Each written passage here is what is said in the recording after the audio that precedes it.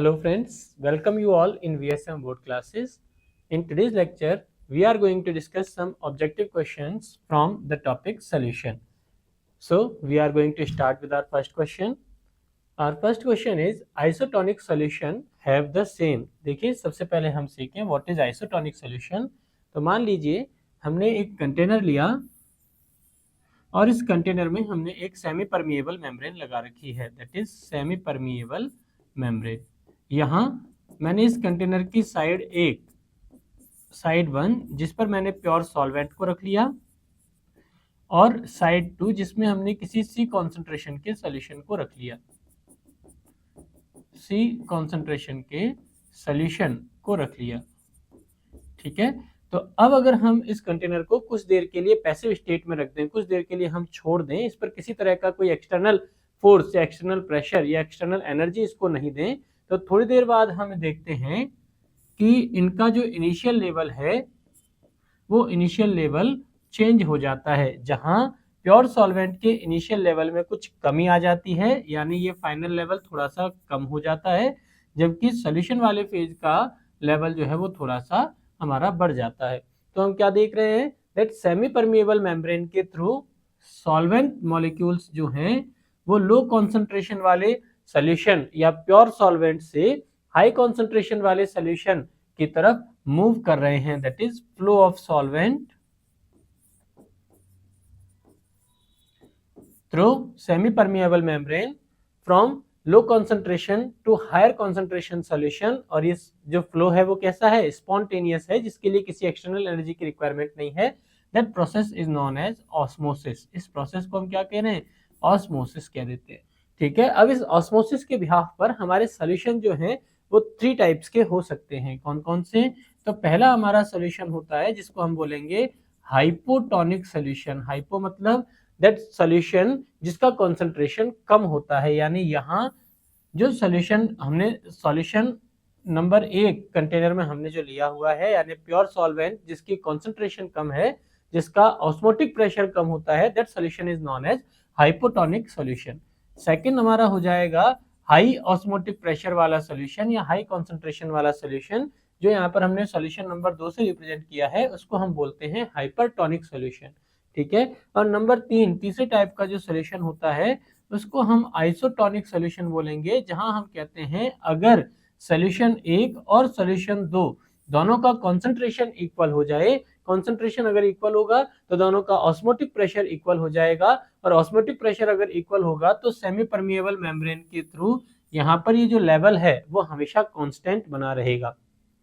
तो ऐसा सॉल्यूशन हमारा आइसोटोनिक सॉल्यूशन कहलाता है. दैट आइसोटोनिक सॉल्यूशन के लिए हमसे यहाँ पूछा हुआ है, हम कहेंगे isotonic solutions are the solution having identical osmotic pressure. ठीक है, तो देखिए हमारे पास में यहाँ ऑप्शन है, ऑप्शन नंबर 1 डेंसिटी, सेकंड है स्ट्रेंथ, थर्ड है नॉर्मेलिटी और फोर्थ है मोलर कॉन्सेंट्रेशन. तो हम कहेंगे isotonic solutions are those having identical osmotic pressure. अब ये ऑस्मोटिक प्रेशर जो है वो हम जानते हैं कॉलिगेटिव प्रॉपर्टी होती है. क्या होती है ऑस्मोटिक प्रेशर, कॉलिगेटिव प्रॉपर्टी होती है.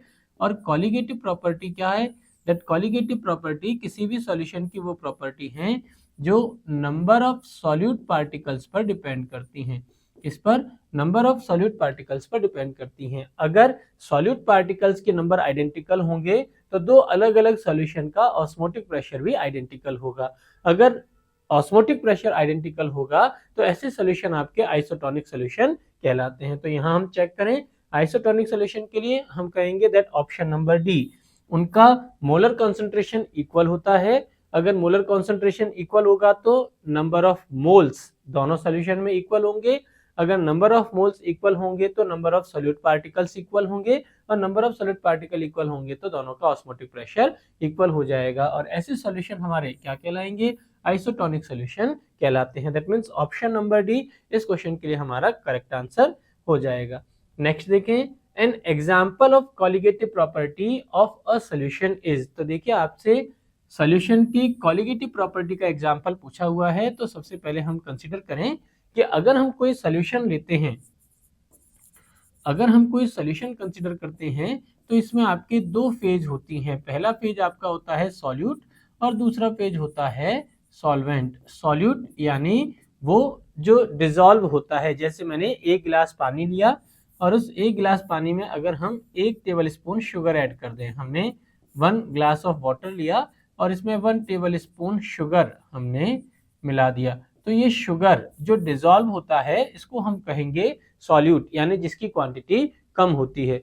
और वो जिसकी क्वांटिटी ज्यादा है या in which something get dissolve, जिसमें कोई सॉल्यूट जाकर डिजॉल्व हो जाता है, that is known as solvent. यानी शुगर तो है आपका यहाँ सॉल्यूट और सॉल्वेंट आपके हो जाएगा वाटर, और दोनों मिलकर क्या बन गए, सोल्यूशन। अब ये जो सोल्यूशन है, इन सोल्यूशन की कुछ ऐसी स्पेसिफिक प्रॉपर्टीज होती हैं जो केवल और केवल नंबर ऑफ सॉल्यूट पार्टिकल का फंक्शन होती हैं। किसका, नंबर ऑफ सॉल्यूट पार्टिकल का फंक्शन होती हैं। अब ये जो नंबर ऑफ सॉल्यूट पार्टिकल का फंक्शन वाली प्रॉपर्टी हैं, इन्हें हम कॉलिगेटिव प्रॉपर्टी कह देते हैं। और किसी भी सॉल्यूशन के लिए हमारे पास में उसकी 4 कॉलिगेटिव प्रॉपर्टी हो सकती हैं, जिसमें पहला आपका होगा relative lowering in vapour pressure, relative lowering in vapour pressure. दूसरा आपका हो जाएगा एलिवेशन इन बॉइलिंग पॉइंट। तीसरा आपका हो जाएगा डिप्रेशन इन फ्रीजिंग पॉइंट। और चौथा आपका हो जाएगा ऑस्मोटिक प्रेशर। तो ये 4 कॉलिगेटिव प्रॉपर्टीज हमारी किसी भी स्पेसिफिक सॉल्यूशन की होती हैं, जो number of solute particles in specific solution पर ही डिपेंड करती हैं। दैट मीन्स यहाँ हम देखें, ऑप्शन चेक करें, मास, डेंसिटी और टेम्परेचर, ये तीनों ही हमारी कॉलिगेटिव प्रॉपर्टी नहीं है, लेकिन एलिवेशन ऑफ बॉइलिंग पॉइंट किसी भी सॉल्यूशन के लिए उसका कॉलिगेटिव प्रॉपर्टी होता है। That means option number D इस क्वेश्चन के लिए हमारा करेक्ट आंसर हो जाएगा। नेक्स्ट देखें, the number of moles of solute पर kg of solvent is called. यहाँ ध्यान दें, हमारे पास में जो सिस्टम है उसमें सॉल्वेंट दिया गया है। क्या दिया गया है, सॉल्वेंट दिया गया है। और किसी भी कॉन्सेंट्रेशन की यूनिट में अगर सॉल्वेंट आ जाए, किसी भी कॉन्सेंट्रेशन की यूनिट में अगर सॉल्वेंट आ जाए, तो आपको हमेशा याद रखना है कि वो यूनिट जिसमें सॉल्वेंट इन्वॉल्व होता है वो मोलैलिटी होती है। मोलैलिटी ये इकलौता ऐसा यूनिट है, is the only unit of concentration जिसमें हम सॉल्वेंट की डिफाइन करते हैं, सॉल्वेंट की बात करते हैं। इसके अलावा अगर आप कभी भी सॉल्यूशन की बात करें तो सॉल्यूशन सॉल्वेंट की जगह अगर हम सॉल्यूशन का वॉल्यूम लें या सॉल्यूशन का वेट लें, तो वो सारी की सारी यूनिट जो आपकी होती हैं वो मोलैलिटी के अलावा आपकी यूनिट हो जाएंगी, चाहे वो मोलैरिटी हो, चाहे वो नॉर्मेलिटी हो, चाहे वो मोल फ्रैक्शन वगैरह हो। लेकिन सॉल्वेंट की जहां बात आ जाती है तो वो सॉल्यूशन का इकलौता कॉन्सेंट्रेशन यूनिट होता है जो हमारा मोलैलिटी या स्मॉल m के द्वारा रिप्रेजेंट कर लिया जाता है। तो देखिए, number of moles of solute आपको गिवन है पर केजी ऑफ सॉल्वेंट, तो हम कहेंगे ये हमारी कौन सी मोल्स हैं, यानी वेट इन ग्राम। और हमारे पास में सॉल्वेंट का भी क्या दे रखा है, वेट दे रखा है केजी में, तो W/W टाइप का यूनिट है। और W/W में जहां हमारे पास में क्या आ गया, सॉल्वेंट आ गया, तो ये मोलैलिटी हमारा यूनिट हो जाएगा। यानी option number A small m से हम इसको रिप्रेजेंट करते हैं, स्मॉल m हमारा इसके लिए करेक्ट आंसर हो जाएगा। वहीं अगर हमें मोलैरिटी पूछा जाए तो मोलैरिटी ये हमारा वेट बाय वॉल्यूम टाइप का यूनिट है, जिसमें वेट के लिए हम कंसिडर करते हैं number of moles of solute upon volume of solution, और इस वॉल्यूम ऑफ सॉल्यूशन को हम लीटर में कंसिडर करेंगे। ऐसे ही नॉर्मेलिटी अगर हमसे पूछा जाए तो नॉर्मेलिटी के लिए हमें यहाँ कहना होगा gram equivalent of solute per unit volume of solution, और उसको भी हम लीटर में कंसीडर करेंगे। और मोल फ्रैक्शन, जैसे मान लीजिए हमने बाइनरी सॉल्यूशन लिया है जिसमें हमारे पास में 2 कंपोनेंट प्रेजेंट हैं, तो इस किसी एक कंपोनेंट का अगर मुझे मोल फ्रैक्शन निकालना है, let mole fraction of A हम फिगर आउट कर रहे हैं, तो that is equals to moles of A divided by total number of moles of A and B से हम लोग इसको डिफाइन कर देते हैं। तो ठीक है, मोलैलिटी हमसे पूछा हुआ है that number of moles of solute पर केजी ऑफ सॉल्वेंट, तो ध्यान रहे सॉल्वेंट सिस्टम हमसे पूछा हुआ है, इसलिए हम कौन सा यूनिट डिफाइन करेंगे, केवल मोलैलिटी यूनिट यहाँ पर आंसर हो सकता है। दैट ऑप्शन नंबर ए इस क्वेश्चन के लिए हमारा करेक्ट आंसर हो जाएगा। नेक्स्ट देखें, the solution which boil at a constant temperature without any change in composition is called. तो देखिए हमें एक सॉल्यूशन सिस्टम दिया हुआ है जहां हम जानते हैं एक सॉल्यूशन जो है उसमें दो कंपोनेंट हमारे होंगे, कंपोनेंट ए जिसको हम सॉल्यूट कहेंगे और कंपोनेंट बी जिसको हम सॉल्वेंट कह देते हैं। ठीक है, तो हमें एक सॉल्यूशन दिया हुआ है जिसमें हमारे पास में दो कंपोनेंट हैं ए और बी, और हमसे कहते हैं दैट ये दोनों कंपोनेंट का जो सॉल्यूशन है वो बॉयल होता है, लेकिन जिस कांस्टेंट टेम्परेचर पे ये बॉयल होते हैं उस टेम्परेचर पे इनका कंपोजिशन चेंज नहीं होता। कैसे? तो हम ले लें, जैसे हमने कहा दैट हमारे पास में एक कंटेनर है जिसमें मान लीजिए लिक्विड ए और लिक्विड कंपोनेंट बी दोनों को मिलाकर के एक सॉल्यूशन बना हुआ है जहां ए का कंपोजिशन 40% और बी का कंपोजिशन 60% है, और ये देखिए इन दोनों का मिलाकर के हमने एक सॉल्यूशन यहाँ पर बना लिया। ठीक है, अब जब ये बॉईल होगा तो जिस टेम्परेचर पे ये बॉईल होगा वहां पर कुछ क्वांटिटी में वेपर बनेगी, दैट वेपर ऑफ ए, और ऐसे ही कुछ क्वांटिटी में यहाँ वेपर बन जाएगी वेपर ऑफ बी। ठीक है, तो अब लिक्विड फेज में इसका जो कंपोजिशन है वो कितना है, 40% ए प्लस 60% बी। अगर हम इस वेपर फेज में इसका कंपोजिशन कंसिडर करें और ये कंपोजिशन फिर से वेपर फेज में भी 40% ए और 60% बी का कंपोजिशन रहे, 40% ए और 60% बी का कंपोजिशन रहे, तो हम क्या कहेंगे दैट स्पेसिफिक टेम्परेचर पर लिक्विड फेज में और वेपर फेज में दोनों फेज में इसका कंपोजिशन, ये जो मिक्सचर है या सॉल्यूशन है, इसका कंपोजिशन चेंज नहीं होता, एक कांस्टेंट कंपोजिशन रहता है। और ऐसे सॉल्यूशन जिनका कंपोजिशन किसी पर्टिकुलर बॉइलिंग टेम्परेचर पर चेंज नहीं होता, एजियोट्रॉपिक मिक्सचर हमारे कहलाते हैं। दैट ऑप्शन नंबर डी इस क्वेश्चन के लिए हमारा करेक्ट आंसर हो जाएगा। तो azeotropic mixture are the mixture of two और मोर देन टू लिक्विड जिनका कंपोजिशन बॉइलिंग टेम्परेचर पर चेंज नहीं होता, यानी लिक्विड फेज का कंपोजिशन और वेपर फेज का कंपोजिशन आइडेंटिकल होता है,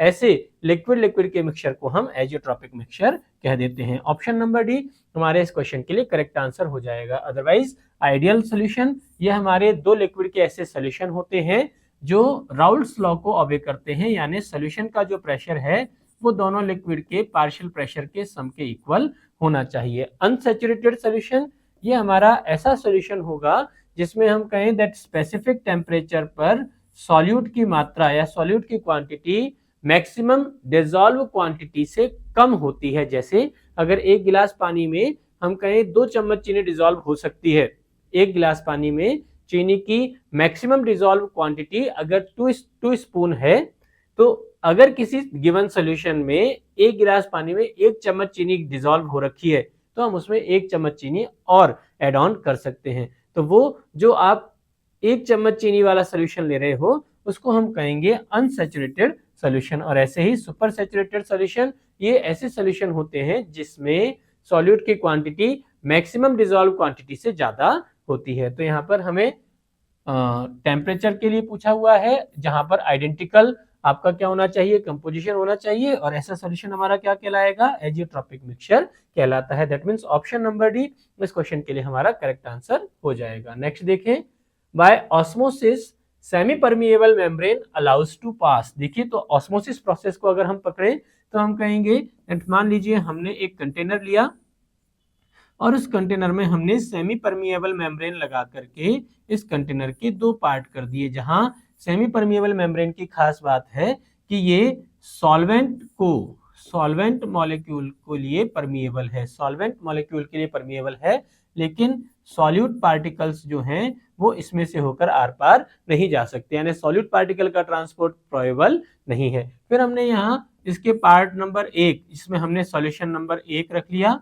और पार्ट नंबर 2 जिसमें हम सॉल्यूशन नंबर 2 रख लेते हैं, जहां हम कहें कि कॉन्सेंट्रेशन सॉल्यूशन नंबर 1 की बजाय सॉल्यूशन नंबर 2 की थोड़ी कम है। तो क्या होगा, धीरे धीरे हम देखते हैं कि अपने आप स्पॉन्टेनियसली सॉल्यूशन नंबर 2 यानी लो कॉन्सेंट्रेशन वाले सॉल्यूशन से सॉल्वेंट पार्टिकल सॉल्यूशन नंबर 1 की तरफ मूव करना शुरू हो जाते हैं, दैट प्रोसेस जो है उसको हम कहते हैं ऑस्मोसिस। क्या कहेंगे इसे? ऑस्मोसिस। तो क्या कहें, देखिए ऑस्मोसिस में क्या हो रहा है, ऑस्मोसिस में हम कह रहे हैं कि फ्लो ऑफ सॉल्वेंट आपका हो रहा है। क्या हो रहा है? फ्लो ऑफ सॉल्वेंट हो रहा है, क्योंकि सेमी परमिएबल मेम्ब्रेन वो केवल सॉल्वेंट पार्टिकल्स जो हैं उनके लिए परमिएबल है, सॉलिड पार्टिकल के लिए ये परमिएबल नहीं होती। तो फ्लो ऑफ सॉल्वेंट आपका ऑब्जर्व हो जाता है, ऐसी जो है उसको अपन क्या कहेंगे, उसको हम ऑस्मोसिस कह देंगे। द प्रोसेस आपका क्या कहलाएगा? ऑस्मोसिस कहलाएगा। तो सिंपल आयन, कॉम्प्लेक्स आयन या सॉल्यूट मॉलिक्यूल्स कुछ भी यहाँ से होकर परमिएबल नहीं होंगे, केवल सॉल्वेंट मॉलिक्यूल्स जो हैं उनका ही परमिएबल प्रोबेबल है, इसी वजह से इसको अपन ऑस्मोसिस कह देते हैं। ऑप्शन नंबर डी हमारे इस प्रश्न के लिए करेक्ट आंसर हो जाएगा। नेक्स्ट देखें, the boiling point of water decreases at high mountain because. तो देखिए आपसे कहा हुआ है कि हम जानते हैं दैट अगर हम एटमॉस्फेरिक प्रेशर जो हमारा जनरली 1 एटमॉस्फेरिक प्रेशर हम लोग कंसिडर करते हैं, 1 एटमॉस्फेरिक प्रेशर पे एक कंटेनर में हमने वाटर ले लिया और इस वाटर को हम अगर बॉईल करें तो बॉईल करने पर क्या होगा, वाटर की वेपर बनेगी और ये वेपर इस वाटर की जो सरफेस है उस पर एक प्रेशर अप्लाई करेगी। अगर ये वाटर की वेपर के द्वारा अप्लाई किया हुआ प्रेशर एटमॉस्फेरिक प्रेशर के इक्वल हो जाए प्लस वाटर और वेपर फेज जो हैं उनमें इक्विलिब्रियम स्टैब्लिश हो जाए, तो जिस टेम्परेचर पर ऐसा होता है दैट टेम्परेचर को हम वाटर के लिए उसका क्या कहेंगे, बॉइलिंग पॉइंट कह देंगे। तो देखिए वाटर का बॉइलिंग पॉइंट डिफाइन करने के लिए हमारे पास में दो इंपॉर्टेंट कंडीशन है। कंडीशन नंबर एक कि ये जो वाटर है और इसकी जो वेपर फॉर्म है इन दोनों के बीच में इक्विलिब्रियम होना चाहिए। इक्विलिब्रियम का मतलब जितना वाटर स्पेसिफिक टेम्परेचर पे वेपर में कन्वर्ट हो रहा है उतना ही वेपर भी वापस वाटर में कन्वर्ट हो जाना चाहिए, एक इक्विलिब्रियम एस्टेब्लिश हो जाती है। प्लस सेकंड हमारे पास में इंपॉर्टेंट टूल क्या है कि ये जो वेपर इस वाटर की सरफेस पर प्रेशर अप्लाई कर रही है दैट प्रेशर एटमॉस्फेरिक प्रेशर के इक्वल होना चाहिए। अगर ये दोनों कंडीशन फॉलो होती हैं तो ये जो टेम्परेचर है वो इस वाटर के लिए क्या कहलाएगा, उसका बॉइलिंग पॉइंट कहलाएगा। तो 1 एटमॉस्फेरिक प्रेशर पर हम जानते हैं कि वाटर का boiling point about 100 degree Celsius होता है, या प्रिसाइजली हम कहें तो ये 99.6 डिग्री सेल्सियस होता है। अब जैसे जैसे हम हाई एल्टीट्यूड पर जाते हैं, पहाड़ पर ऊंचे चढ़ जाते हैं, तो हाई एल्टीट्यूड पर जाने से क्या होगा, आपका जो एटमॉस्फेयर है उस एटमॉस्फेयर की डेंसिटी, एटमॉस्फेयर में जो एयर डेंसिटी है वो कम होती चली जाएगी। अगर एटमॉस्फेयर की एयर डेंसिटी कम होगी तो हम कहेंगे दैट एयर के द्वारा जो प्रेशर लगेगा यानी एटमॉस्फेरिक प्रेशर है वो भी कम होता चला जाएगा। और अगर एटमॉस्फेरिक प्रेशर कम होगा तो यहाँ पर लो एटमॉस्फेरिक प्रेशर पे ही इक्विलिब्रियम एस्टेब्लिश हो जाएगा और वाटर का बॉइलिंग पॉइंट आ जाएगा। ठीक है, तो देखिए हमसे यही पूछा गया है कि जब आप हाई माउंटेन पर जा रहे हो, माउंटेन पर ऊंचे चढ़ रहे हैं, तो क्या होता जा रहा है, एयर डेंसिटी कम होती जा रही है। और अगर एयर डेंसिटी कम होगी तो जो एटमॉस्फेरिक प्रेशर है वो कम होता चला जाएगा और लेस टेम्परेचर पे ही इक्विलिब्रियम एस्टेब्लिश होने से क्या होगा कि वाटर का बॉइलिंग पॉइंट हमें मिल जाएगा। तो दैट मीन्स हम कहेंगे करेक्ट आंसर क्या हो जाएगा, लो एटमॉस्फेरिक प्रेशर। इस क्वेश्चन के लिए हमारा करेक्ट आंसर हो जाएगा ऑप्शन नंबर डी। नेक्स्ट देखें, Which of the following is a colligative property of a solution। तो देखिए आपसे solution की colligative property पूछी हुई है, तो हम कहेंगे that colligative properties जो होती हैं वो बेसिकली 4 तरह की हमारे पास में होती हैं। कौन कौन सी? तो पहला आपका हो जाएगा relative lowering in vapour pressure, यानी जो सॉल्वेंट का वेपर प्रेशर है उसमें कितना डिक्रीज हो रहा है।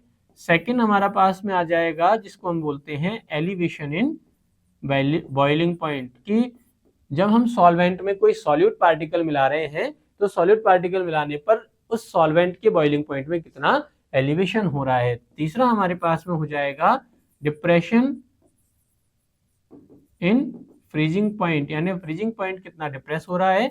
और चौथा हमारा हो जाता है ऑस्मोटिक प्रेशर। तो यहाँ हम कहेंगे which of the following is a colligative property of solution. तो देखिए कंडक्टिविटी ये सॉल्यूशन का कॉलिगेटिव प्रॉपर्टी नहीं होता, ऐसे ही सरफेस टेंशन भी नहीं होता, ऐसे ही हाफ लाइफ भी इस सॉल्यूशन का कॉलिगेटिव प्रॉपर्टी नहीं होता। तो ऑस्मोटिक प्रेशर ये किसी भी सॉल्यूशन का कॉलिगेटिव प्रॉपर्टी होता है, जहां हमें याद रखना है दैट कॉलिगेटिव प्रॉपर्टी जितनी भी हैं वो सारी की सारी नंबर ऑफ सॉल्यूट पार्टिकल्स पर ही डिपेंड करती हैं। अगर आपके number of solute particle very करेंगे तो नंबर ऑफ सॉल्यूट पार्टिकल्स के साथ साथ कॉलिगेटिव प्रॉपर्टी भी वेरी करेंगी। लेकिन अगर number of solute particle very नहीं करते हैं तो फिर कॉलिगेटिव प्रॉपर्टीज भी वेरी नहीं करेंगी। फिर चाहे हम सॉल्यूट चेंज कर लें, चाहे सॉल्वेंट चेंज कर लें, चाहे कोई और चेंजेस इसमें देख लें, अगर number of solute particle constant रहेंगे तो कॉलिगेटिव प्रॉपर्टी भी स्पेसिफिक सॉल्यूशन के लिए ऑलवेज एक कांस्टेंट वैल्यू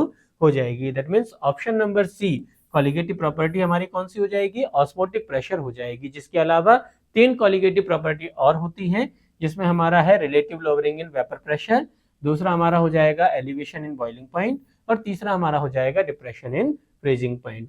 ठीक है, नेक्स्ट देखिए अगला question, pH of pure water is. देखिए पीएच आपका क्या होता है, दैट पीएच हमारे पास में जो है ये किसी भी स्पेसिफिक सॉल्यूशन में H+ आयन की कॉन्सेंट्रेशन का नेगेटिव लॉग होता है। H+ आयन यानी जो सॉल्यूशन में प्रेजेंट हाइड्रोजन आयन है H3O+ या H+ आयन आप जिनको कहते हैं, वो उनकी कॉन्सेंट्रेशन कितनी है उसको रिप्रेजेंट करने के लिए एक स्केल सोरेनसन नाम के साइंटिस्ट के द्वारा डेवलप किया गया था, और उसे अपन क्या कह देते हैं, पीएच स्केल कह देते हैं, जिसमें पीएच क्या है, H+ आयन की कॉन्सेंट्रेशन का नेगेटिव लॉगरिथम होता है। अब ये जो पीएच है वो कैसे निकालेंगे, तो देखिए हम जानते हैं एट 25 डिग्री सेल्सियस वाटर जो है इसका डिसोसिएशन होता है किसमें, H+ और OH- में, जहां वाटर में प्रेजेंट H+ आयन की कॉन्सेंट्रेशन 10⁻⁷ एंड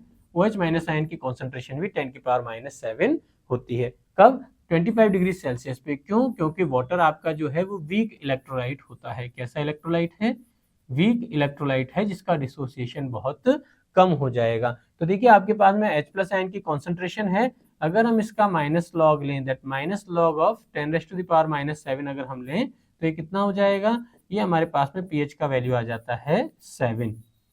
ठीक है, तो वाटर के लिए उसके पीएच का मान कितना हो जाता है, 7 हो जाता है, और यह वाटर की क्या होती है, न्यूट्रल पीएच होती है। अगर किसी सॉल्यूशन में प्रेजेंट H+ आयन की कॉन्सेंट्रेशन जो है वो ज्यादा है, यानी कि सॉल्यूशन का पीएच मान लेस देन 7 है, तो ऐसा सॉल्यूशन हमारा एसिडिक सॉल्यूशन होगा। और अगर पीएच का वैल्यू ग्रेटर देन 7 है, यानी H+ आयन की कॉन्सेंट्रेशन कम और OH- आयन की कॉन्सेंट्रेशन ज्यादा है, तो ऐसा सॉल्यूशन हमारा एल्कलाइन सॉल्यूशन हो जाएगा। ठीक है, so option number D pH बराबर 7 इस क्वेश्चन के लिए हमारा करेक्ट आंसर हो जाएगा। ठीक है, नेक्स्ट देखिए, the system that forms maximum boiling azeotrope is. अब देखिए एजियोट्रॉप तो हम लोगों ने पढ़ा कि एजियोट्रॉप क्या होते हैं, तो हमने कंसीडर किया कि अगर आपके पास में एक कंटेनर में 2 लिक्विड हैं, जैसे हमने यहाँ कहा हमारे पास में 2 लिक्विड हैं, लिक्विड ए और लिक्विड बी, ठीक है, जिनका कंपोजिशन रिस्पेक्टिव 40% और 60% है। अब अगर ये दोनों लिक्विड बॉयल होते हैं, लिक्विड का मिक्सचर बॉयल होता है, और बॉयल होने पर यहाँ वेपर बनती है, और कुछ मात्रा में आपकी वेपर बनती है, vapour of liquid A. Vapour किसकी बन गई, ए की, और ऐसे ही कुछ वेपर आपकी बन जाती है वेपर ऑफ लिक्विड बी, यहाँ पर आपकी बी की वेपर भी आपको देखने को मिलती है। तो अगर इन दोनों लिक्विड की जो वेपर बनी है, इस वेपर का कंपोजिशन हम किसी पर्टिकुलर टेम्परेचर पे नोट करें, इसके बॉइलिंग टेम्परेचर पे अगर हम इनका कंपोजिशन नोट करें और इनका कंपोजिशन भी रिस्पेक्टिवली 40-60 का रेशियो हो, तो ऐसा मिक्सचर आपका एजियोट्रॉपिक मिक्सचर कहलाता है। अब ये जो एजियोट्रॉपिक मिक्सचर है वो फिर से 2 तरह के हमारे हो सकते हैं। कौन कौन से, तो देखिए कि मान लीजिए अगर लिक्विड ए जो है इसका बॉइलिंग पॉइंट ये आपका 60 डिग्री है, और लिक्विड बी का बॉइलिंग पॉइंट जो है वो 65 डिग्री है। ठीक है, लिक्विड ए का बॉइलिंग पॉइंट कितना, 60 डिग्री, और लिक्विड बी के लिए बॉइलिंग पॉइंट हो गया 65 डिग्री। अब अगर ये सॉल्यूशन का बॉइलिंग पॉइंट इन दोनों से कम है, इन दोनों से कम है, मान लीजिए 55 डिग्री सेल्सियस पर ही आपको यहाँ पर इन दोनों का बॉइलिंग पॉइंट मिल जाता है, तो ऐसा मिक्सचर आपका लो बॉइलिंग एजियोट्रॉप कहलाता है। क्या कहलाएगा, लो बॉइलिंग एजियोट्रॉप कहलाता है। लेकिन वहीं अगर इसका मिक्सचर का बॉइलिंग पॉइंट इन दोनों के बॉइलिंग पॉइंट से ज्यादा है, अराउंड 70 डिग्री सेल्सियस या ग्रेटर देन 65 डिग्री सेल्सियस है, तो ऐसा मिक्सचर आपका हाई बॉइलिंग एजियोट्रॉप या मैक्सिमम बॉइलिंग एजियोट्रॉप कहलाता है। ठीक है, तो मैक्सिमम बॉइलिंग एजियोट्रॉप को हम क्या कहेंगे? मैक्सिमम बॉइलिंग एजियोट्रॉप हमारे पास में एक ऐसा सॉल्यूशन है जिसमें लिक्विड ए और लिक्विड बी दोनों के बॉइलिंग पॉइंट से ज्यादा बॉइलिंग पॉइंट वाला मिक्सचर आपको देखने को मिल रहा है। यानी बॉइलिंग पॉइंट ऑफ ए और बॉइलिंग पॉइंट ऑफ बी दोनों के बॉइलिंग पॉइंट से ग्रेटर देन बॉइलिंग पॉइंट है इन दोनों के बने हुए मिक्सचर का, तो ऐसा मिक्सचर आपका मैक्सिमम बॉइलिंग एजियोट्रॉप हो जाता है। और मैक्सिमम बॉइलिंग एजियोट्रॉप या हाई बॉइलिंग एजियोट्रॉप हमारे वो जो मिक्सचर होते हैं वो नेगेटिव डेविएशन वाले नॉन आइडियल सोल्यूशन हो जाते हैं। कौन से? नेगेटिव डेविएशन वाले नॉन आइडियल सोल्यूशन हो जाते हैं। नेगेटिव डेविएशन का मतलब जहां पहले इंटरेक्शन मॉलिक्यूल की ए और बी की बजाय नया वाला जो इंटरेक्शन है ए बी वो पहले से ज्यादा स्ट्रॉन्गर होगी। अगर इंटरेक्शन ज्यादा स्ट्रॉन्गर होगी तो वेपर कम बनेगी, और वेपर कम बनेगी तो वेपर प्रेशर भी कम हो जाएगा। यानी राउल्ट्स लॉ से जो नेगेटिव डेविएशन दिखाते हैं, सॉल्यूशन का प्रेशर दोनों कंपोनेंट के वेपर प्रेशर से कम हो जाता है पहले की बजाय, स्ट्रॉन्गर इंटरेक्शन अगर होने लग जाती है तो ऐसे सॉल्यूशन आपके नेगेटिव डेविएशन वाले नॉन आइडियल सॉल्यूशन होते हैं। और नेगेटिव डेविएशन वाले नॉन आइडियल सॉल्यूशन जो है वो मैक्सिमम बॉइलिंग एजियोट्रॉप की तरह बिहेव करना शुरू कर देते हैं। अब इनमें इस क्वेश्चन में हम अगर कंसिडर करें तो एसीटोन और क्लोरोफॉर्म का बना हुआ जो मिक्सचर है, एसीटोन और क्लोरोफॉर्म का बना हुआ जो मिक्सचर है वो आपका नॉन आइडियल सॉल्यूशन है। कैसा? नेगेटिव डेविएशन वाला। और नेगेटिव डेविएशन वाला ये नॉन आइडियल सॉल्यूशन किसकी तरह? मैक्सिमम बॉइलिंग एजियोट्रॉप की तरह वर्क करेगा। That means option number B इस क्वेश्चन के लिए हमारा करेक्ट आंसर हो जाएगा। चलिए नेक्स्ट क्वेश्चन देखें। A plant cell shrinks when it is kept in a, देखिए आपको कहा हुआ है एक प्लांट सेल। अगर हम एक प्लांट सेल की बात करें तो प्लांट सेल में हम जानते हैं इसकी आउटर मोस्ट वॉल जो है वो सेल वॉल आपकी होती है, और ये जो सेल वॉल है ये नॉन लिविंग होती है। इसके बाद में जो सेल है इसकी जो वॉल है वो सेल मेम्ब्रेन आपकी होती है, और ये सेल मेम्ब्रेन जो है वो सेमी परमिएबल मेम्ब्रेन की तरह काम करती है। अब हमने क्या किया, सेल मेम्ब्रेन वाली इस सेल को एक सॉल्यूशन में डिप किया, और सॉल्यूशन में डिप करने के बाद हम क्या देख रहे हैं कि पहले जो सेल अपनी इनिशियल फेज में थी, कुछ देर बाद में ये सेल जो है वो श्रिंक हो जाती है। सेल श्रिंक होगी कब? जब सेल में से जो सेल का फ्लूइड है वो एक्सटर्नल सॉल्यूशन की तरफ मूव कर जाएगा। अब एक्सटर्नल सॉल्यूशन की तरफ मूव कर रहा है, दैट मींस बाहर जो हमने इसको सॉल्यूशन को किसी कंटेनर में रखा हुआ है, ये कंटेनर जो है इसका कॉन्सेंट्रेशन सेल के कॉन्सेंट्रेशन की बजाय ज्यादा होता है, जिससे क्या होगा, एक्सो ऑस्मोसिस का प्रोसेस होगा, सेल श्रिंक होती चली जाएगी। और जैसे ही सेल श्रिंक होगी हम कहेंगे दैट हमने जो सॉल्यूशन रखा हुआ है वो हाई कॉन्सेंट्रेशन वाले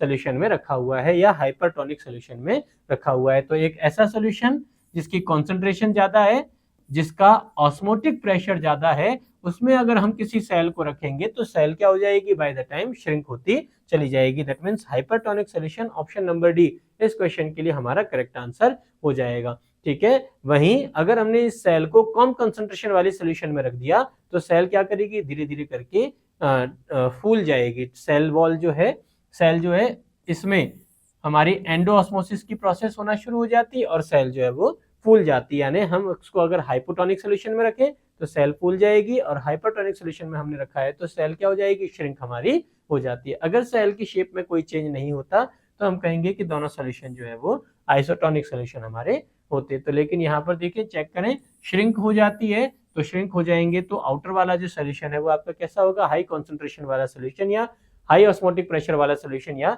हाइपरटोनिक सॉल्यूशन हो जाता है। नेक्स्ट देखें, osmotic pressure can be increased by, देखिए अब आपको ऑस्मोटिक प्रेशर को इंक्रीज करने वाला फैक्टर पूछा हुआ है। तो देखिए ऑस्मोटिक प्रेशर को अगर हम डिफाइन करें तो ऑस्मोटिक प्रेशर जिसको हम पाई से डिनोट करते हैं, ये हमारा होता है osmotic pressure pi is equals to C into R into T, जहां सी क्या है, कॉन्सेंट्रेशन को रिप्रेजेंट करेगा, आर आपका आइडियल गैस कांस्टेंट होता है, आर क्या है, आइडियल गैस कांस्टेंट है, और T जो है वो आपका एब्सोल्यूट टेम्परेचर है, जिसको अपन किसमें केल्विन स्केल पर रिप्रेजेंट करते हैं। तो देखिए हम देख रहे हैं ऑस्मोटिक प्रेशर पाई का वैल्यू अगर हमें बढ़ाना है तो उसको बढ़ाने के लिए या तो हमें कॉन्सेंट्रेशन इंक्रीज करना होगा या फिर हमें टेम्परेचर रेज करना होगा। ठीक है, तो आइदर कॉन्सेंट्रेशन और टेम्परेचर रेज करके हम क्या कर सकते हैं, किसी भी सोल्यूशन का ऑस्मोटिक प्रेशर इंक्रीज कर सकते हैं। तो देखिए इंक्रीजिंग वॉल्यूम, अगर हम सोल्यूशन का वॉल्यूम बढ़ाते हैं तो वॉल्यूम बढ़ाने पर क्या होगा, देखिए concentration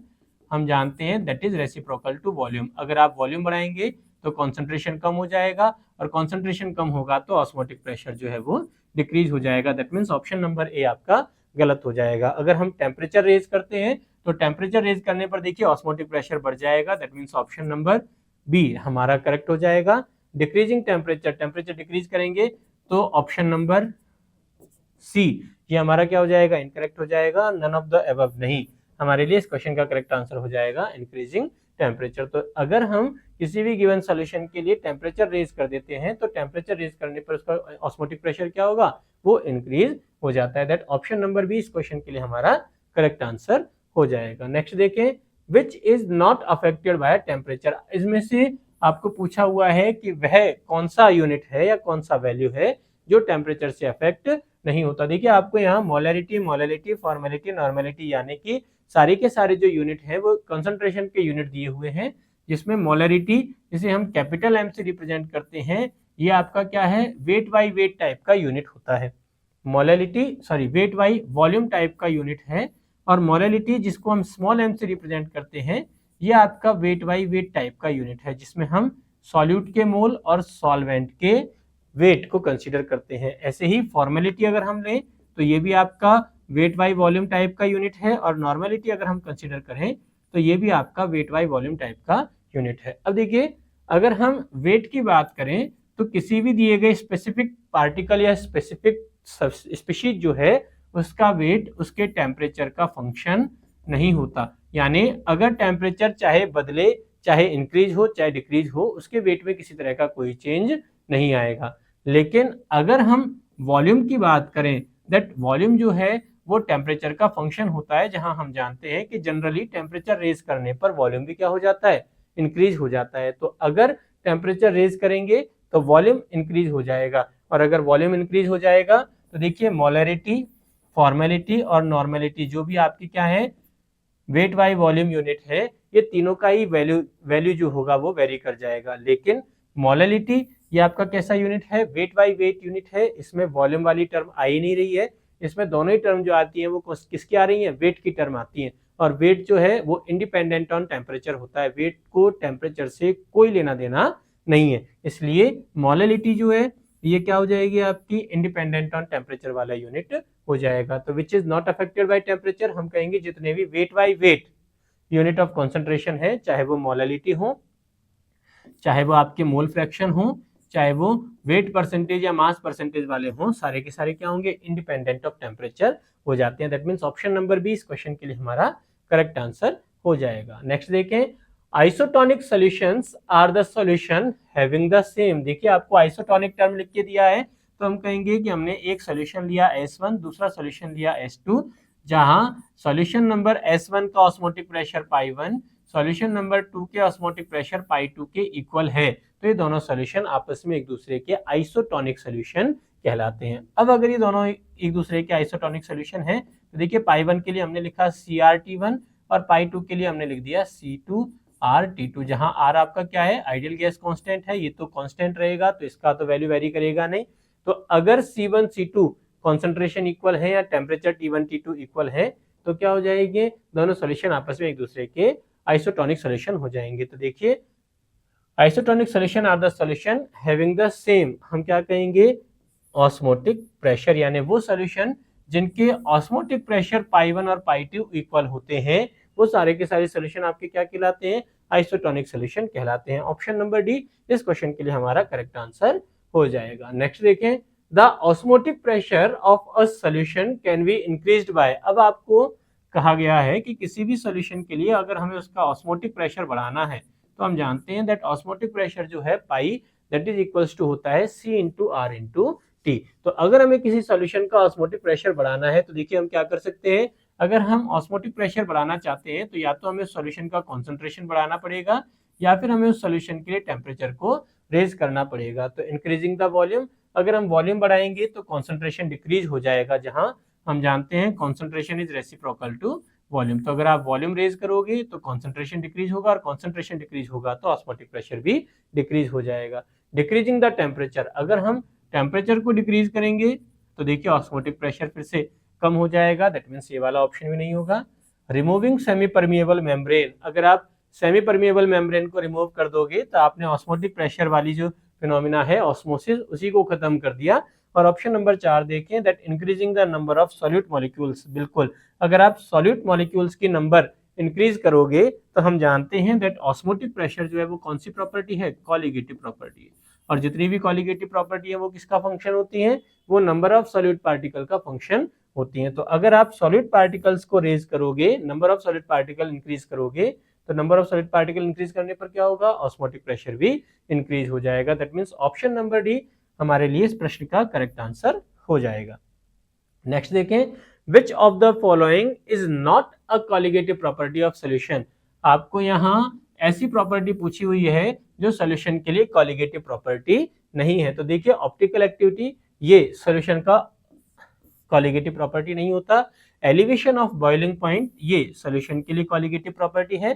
depression of freezing point ये भी सोल्यूशन का कॉलिगेटिव प्रॉपर्टी है। और relative lowering in vapour pressure ये भी आपका कॉलिगेटिव प्रॉपर्टी होता है। इन तीन के अलावा एक चौथी प्रॉपर्टी जिसको अपन ऑस्मोटिक प्रेशर कहते हैं, क्या कहेंगे, ऑस्मोटिक प्रेशर, ये भी आपकी कॉलिगेटिव प्रॉपर्टी में आती है। तो कॉलिगेटिव प्रॉपर्टी हमारे पास में केवल ये 4 हैं। ऑप्टिकल एक्टिविटी किसी भी सॉल्यूशन की कॉलिगेटिव प्रॉपर्टी नहीं होती। तो ऑप्शन नंबर ए हमसे नॉट पूछा हुआ है, इसलिए ऑप्शन नंबर ए हम कहेंगे इस क्वेश्चन के लिए हमारा करेक्ट आंसर हो जाएगा।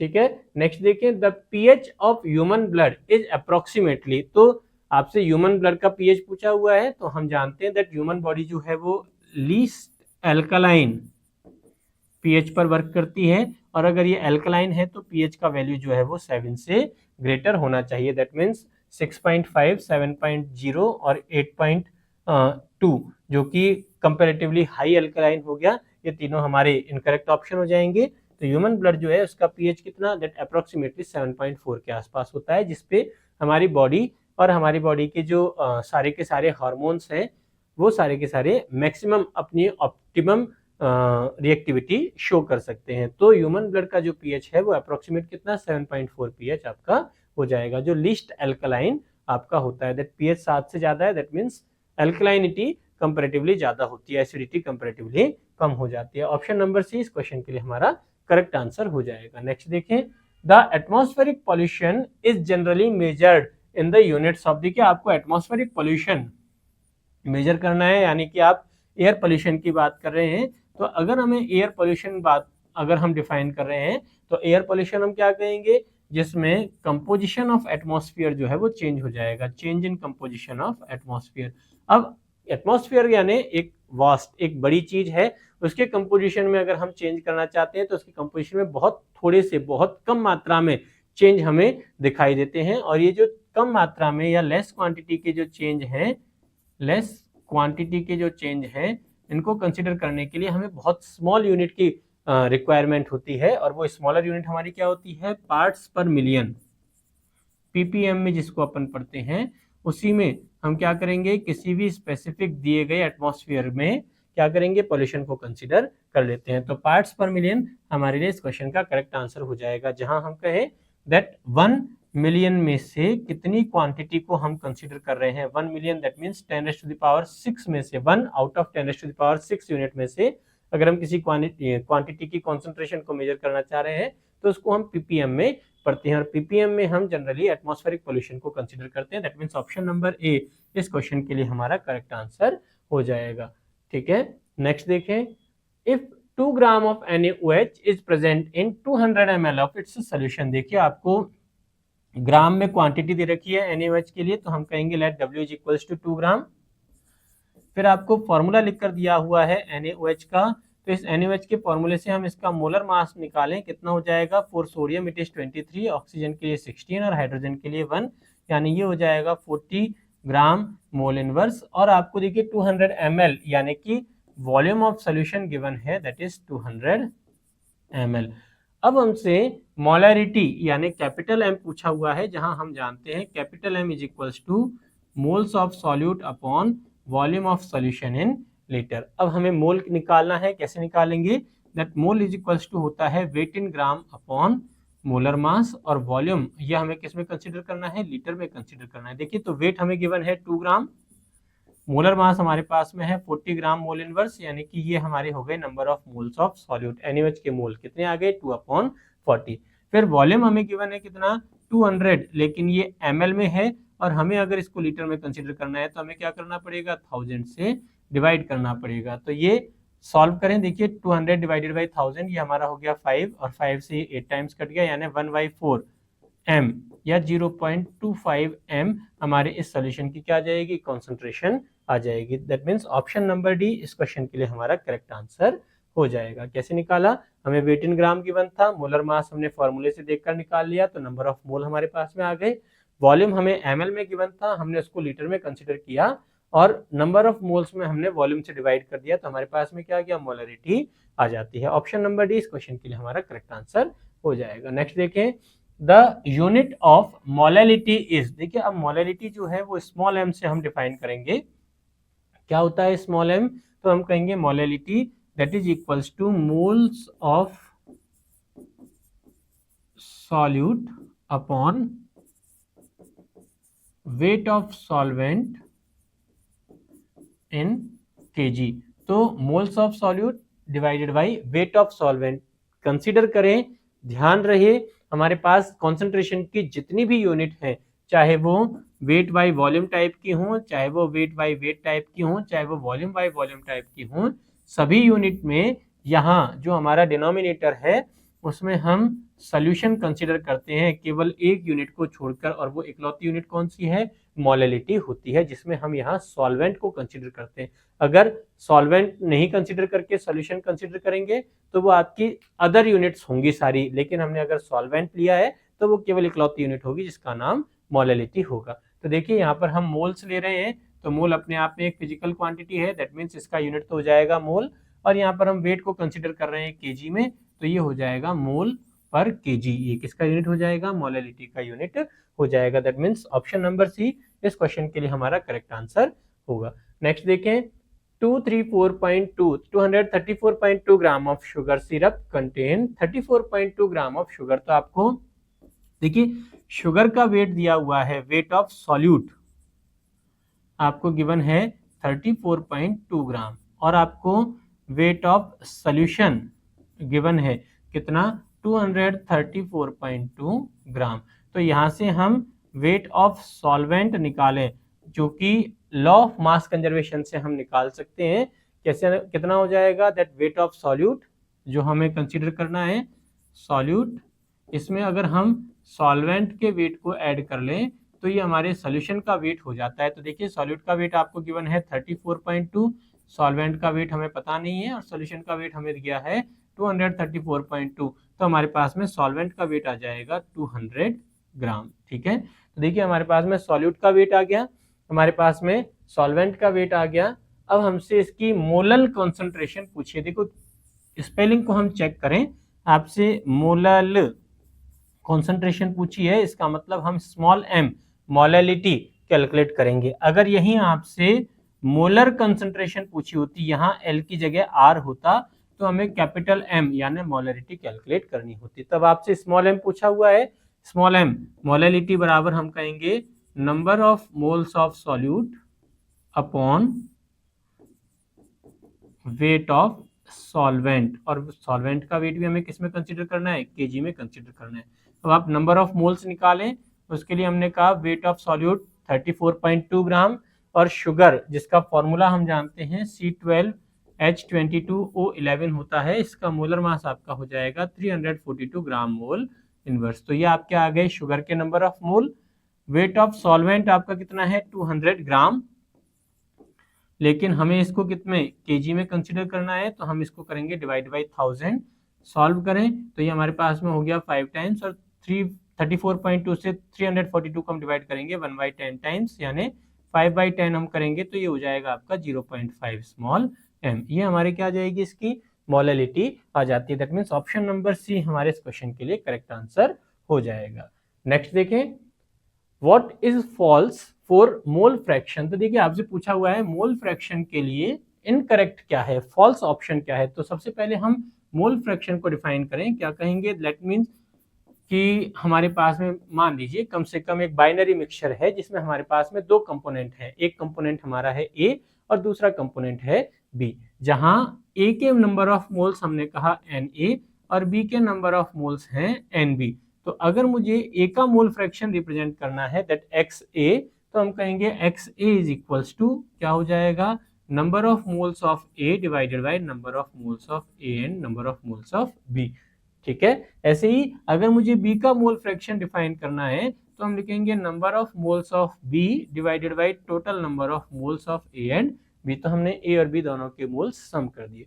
तो ये देखिए इन दोनों इक्वेशन को अगर हम एड ऑन करें तो हम चेक कर रहे हैं क्या, that X A plus X B दोनों का सम क्या हो जाएगा, ऑलवेज इक्वल्स टू 1 हो जाएगा।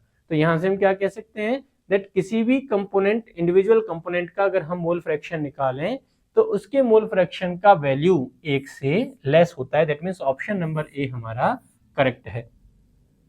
ठीक है, अगर मान लीजिए कि हमारे पास एक ही कंपोनेंट सिस्टम है, हमारे पास में केवल सॉल्वेंट दिया हुआ है, तो mole fraction always equals to क्या हो जाएगा, 1 हो जाएगा। दैट मीन्स 1 तक हो सकता है जो इसकी मैक्सिमम वैल्यू है, या फिर लेस देन 1 होगा। तो ये वाला ऑप्शन भी हमारा करेक्ट है। और अगर हम यहाँ देखें कि लेस देन 0, ये तो हमारे पास में अप्रोप्रिएट है ही नहीं, तो 0 से या तो ग्रेटर होगा या फिर मैक्सिमम क्या हो सकता है, 0 के इक्वल हो सकता है। That means option number B भी हमारा क्लियर है या सही ऑप्शन है। ऐसे ही हम तीसरा ऑप्शन देखें जहां हमसे कहा हुआ है mole fraction x that is less than और इक्वल्स टू 2। अब ये देखिए मोल फ्रैक्शन जो है इसका मैक्सिमम वैल्यू हम लोगों ने कहा 1 है और इसका मैक्सिमम वैल्यू यहाँ पर क्या है, 2 दे रखा है। तो ये हमारे लिए क्या हो जाएगा, इनकरेक्ट ऑप्शन हो जाएगा। और मोल फ्रैक्शन ऑलवेज नॉन नेगेटिव, ये नॉन नेगेटिव है, दैट मीन्स हमेशा क्या है, एक पॉजिटिव वैल्यू होती है। तो बिल्कुल मोल फ्रैक्शन जो है वो आपका ऑलवेज एक पॉजिटिव वैल्यू होगा। That means option number D भी आपका करेक्ट है। तो ऑप्शन नंबर ए, बी और डी ये तीनों करेक्ट हैं। और आपसे क्या पूछा हुआ है, फॉल्स स्टेटमेंट पूछा हुआ है, इसलिए हम कहेंगे ऑप्शन नंबर सी इस क्वेश्चन के लिए हमारा करेक्ट आंसर हो जाएगा। तो what is false for mole fraction, that mole fraction जो है उसका वैल्यू लेस देन और इक्वल्स टू -2 और ग्रेटर देन और इक्वल्स टू 2 दोनों ही हमारे पॉसिबल नहीं है। That means option number C जो है वो हमारे इस ऑप्शन के लिए इनकरेक्ट ऑप्शन या फॉल्स ऑप्शन हो जाएगा। ठीक है, ऑप्शन नंबर सी जो हमसे पूछा हुआ है वो इस क्वेश्चन के लिए हमारा करेक्ट आंसर हो जाएगा। तो देखिए ये हमारे क्वेश्चंस थे जिसमें हमने सॉल्यूशन चैप्टर को डिस्कस किया। नेक्स्ट लेक्चर में नए क्वेश्चंस के साथ हम फिर मिलेंगे। धन्यवाद।